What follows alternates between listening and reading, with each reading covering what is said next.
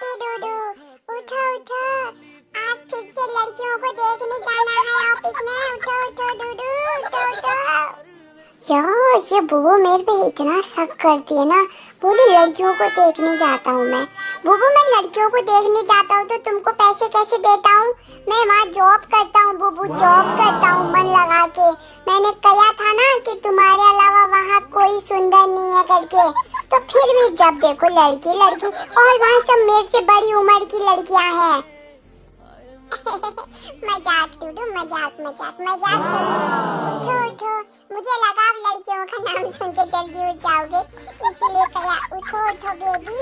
Breakfast में क्या बनाऊं? मैक्रोनी बनाऊं, दलिया बनाऊं, या फिर बाहर कर लोगे आप ब्रेकफास्ट डूडू? रोटी बना दो ना, लंच भी तो ले जाना पड़ेगा। रोटी तो मैं बना दूं, लंच भी बना दूं। डूडू आप नाश्ता नहीं करके जाते हो ना सुबह, तो मुझे बहुत गुस्सा आता है, इसलिए मेरे को नाश्ता बनाने का मन नहीं करता डूडू। चलो बना ही देती हूँ, क्या करूँ, पति है, पति की सेवा करना मेरा काम है, इसीलिए तो शादी करके लाया है। ऐसा बोलता है ये डूडू मेरा।